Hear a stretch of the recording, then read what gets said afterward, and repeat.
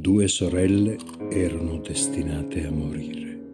Giulia per prima e pochi giorni dopo. Welcome to MojoPlays, and today we're taking a look at the 10 horror games that shocked us, but only because they turned out so bad. Yeah, sorry, detective. Didn't mean to obstruct justice or anything. That's fine. Before we begin, we publish new videos all week long, so be sure to subscribe to MojoPlays and ring the bell to be notified about our latest videos. The Callisto Protocol. I made it. I told you not to worry.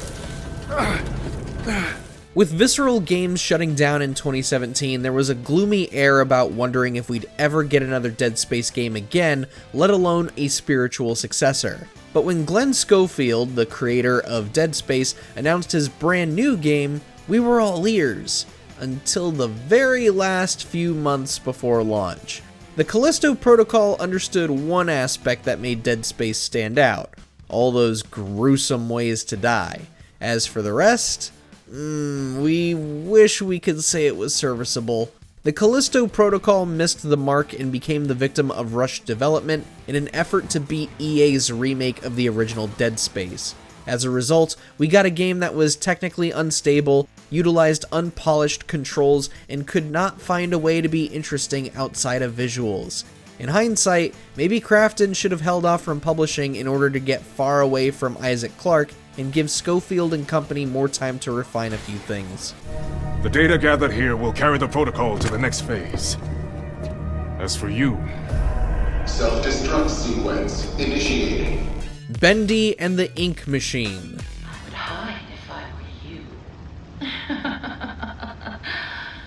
When the first two episodes launched, Bendy and the Ink Machine was a rather unique concept. At least it was in the wave of kid stuff but scary that FNAF started. Bendy told the story about an old animation team creating a cartoon character that would soon become their worst nightmare. The visuals were unique, and Bendy and the gang did have frightening designs. However, as we dove into the third and fourth episodes, the quality of the game started to tank. The game became increasingly buggy while each episode got shorter and shorter. It wound up feeling like the sudden success of Bendy was causing the quality of the game to start taking a back seat in favor of merchandise. By the time Bendy and the Ink Machine finished development, plot points were thrown out, characters became uninteresting, and ultimately, nothing was resolved. Though the game did receive a sequel in 2022 with brand new visuals under the name Bendy and the Dark Revival, it just felt like another attempt to boost merchandise sales as the game bloated itself with even more twisted characters that don't really add anything to the franchise's story, and not even the gameplay. Remember, your words are waste. The failure of children true. Call of Cthulhu. His guilt torments him enough as it is. Are we gonna take a closer look at this mansion, or do you have other questions? Despite sharing the same name as the 2005 game from Bethesda, Call of Cthulhu was unique in how it was based around the tabletop RPG Call of Cthulhu. Unfortunately, the game failed in capturing what makes the tabletop RPG fun to play. Sure, it toys around with the concept of sanity and how often you indulge in learning ancient languages and detective work. However, it fails in role-playing with the player. No matter how you've spec'd your character, the ending you get is really only dependent on what happens in the last hour or so of the game. Even then, your only real choice is whether you decide to take part in the ritual or not. Some folks can appreciate the game for what it is, but for us, Call of Cthulhu really could have been fleshed out more. Try not to make a habit of it. I've got a lot of bad habits. Some can be more fatal than others. The Texas Chainsaw Massacre. With Dead by Daylight having such a strong foothold on the horror multiplayer scene, it's become next to impossible for any competitors to penetrate this niche market. At one point, it did seem like Texas Chainsaw was going to be a worthy contender. While Dead by Daylight kept killers in solo queues, Texas Chainsaw was shaking things up by letting you hunt down other players alongside friends. But in the fruitless endeavor to keep the game balanced, developer Sumo Digital gave victim players enough tools to turn into bully squads and speedrunners. It wasn't long before matches were ending faster than a Super Mario 64 speedrun. Killer players eventually left, and now Texas Chainsaw is a wasteland of long matchmaking queues and overpriced DLC. Dead Space 3. There's still time. We lost control! And now, for the love of Earth and the sovereign colonies, we've got to do what's right! In the late 2000s and early 2010s, some survival horror games were suddenly trying to be Call of Duty, or got codified, as I like to put it. Dead Space 3 was one of many victims, as the first hour of the game retains the horror atmosphere. As for the rest of the game, nah. This is only the third game in the series. Who needs horror anymore when we can just make weapons as ridiculous as Ratchet & Clank? Instead of finding new ways to terrify players, Dead Space 3 wanted us to team up with a friend and go super soldier on the necromorphs, both approaches that effectively eliminated any ounce of horror that could have remained. Even then, the game wasn't even that great of an action-first game, and it's for those reasons why Dead Space 3 lives a life of infamy.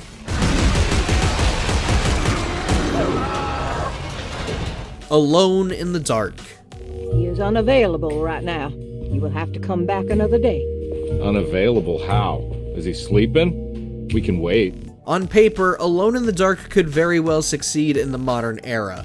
With survival horror games like Resident Evil and a variety of indie titles to follow, an Alone in the Dark reboot would have plenty of ideas to pull from. Alas, this is the fourth consecutive time the IP has fallen flat on its face. The 2024 rendition injected quite a bit of money into its visuals and story, but what about combat, puzzles, and just decent writing? Nah, it doesn't seem like it. The tone is constantly inconsistent, as characters are bewildered and confused one moment, but calm and collected 2 minutes later.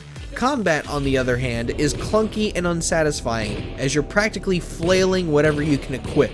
In the end, Alone in the Dark thought it could bank on brand recognition and being mysterious and confusing without actually delivering anything substantial. Developer Pieces Interactive was shut down in June 2024, 3 months after launch. Honestly, we're starting to think this IP might be cursed. She's sure getting her money's worth of that. Are you a thinking man, compare? No, not if I can help it. Scorn.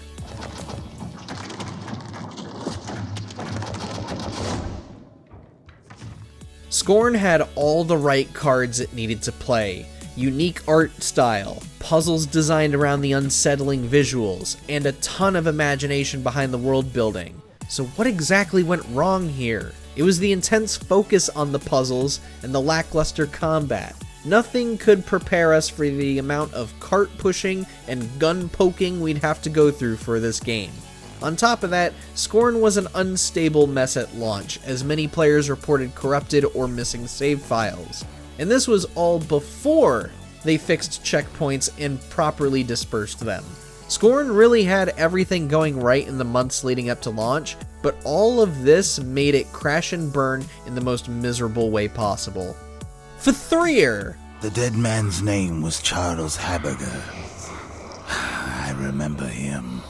Once upon a time, Fear was one of the most well-respected and revered horror franchises in gaming. The scares that the first 2 games brought will always stick with us, but it only makes the memory of the third game more resented.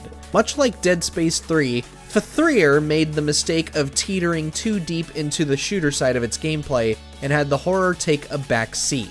It isn't an awful game, but given what fans were expecting after the first 2 games, a proper Fear 3 would have had a compelling narrative and remained consistent in terrifying us. But we don't have Fear 3. We have Fthrir, as the game's box art wants to put itself. Martha is dead. Vedi, Giulia, la sofferenza e la paura ci spingono a fare cose cattive, anche se non siamo veramente cattivi. Come i soldati che uccidono gli altri soldati. Mi piace la dama, ho deciso, Tata. Initially, there wasn't much reason to pay attention to Martha is Dead, not until Sony got involved. When it was revealed that the game would be censored on PlayStation and only PlayStation, suddenly there was interest in Martha is Dead. Could a game so shocking possibly be a new boom for horror games? Not at all. To its credit, the game does have a compelling narrative with its World War I setting and premise of posing as a dead person. The problem is mainly in its pacing, and it can kill a player's investment in a flash. For every minute of ultra-intense highs, you have long stretches of low, calm moments that kind of make you forget that you are playing a horror game. And it can get worse if you hit a point where you aren't sure what you should be doing. R.I.P. in peace, Martha is dead.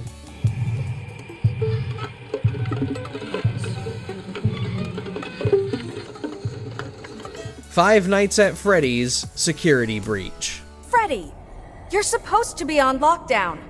Officer Vanessa, I do not know how I got here. What an abysmal missed opportunity. There were a ton of reasons to be hyped about Security Breach. Finally, we were getting a FNAF game in the style of a survival horror where you have to explore a large environment with enemies lurking around corners. If only the damn game worked! Enemies can detect you from a mile away and will somehow find you hiding even if you bolted around a corner or two. On top of that, the AI is broken to the point where you may be able to cheat your way out of getting a game over just by wedging yourself between objects.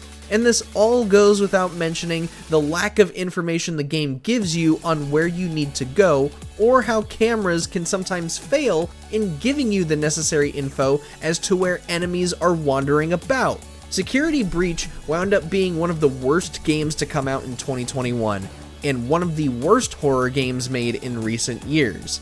And even today, the game is still barely functional on PS5. I am still finding exploits for this game. That's how busted this game is. You will be safe now if you find an exit. But hurry, the daycare attendant is loose one last time. Which horror game disappointed you the most? I don't know if you could tell, but mine is Five Nights at Freddy's Security Breach. I've been playing this game recently, and my god, it sucks. But did your pick make our list? Let us know down in the comments, and be sure to subscribe to MojoPlays for more great videos every day.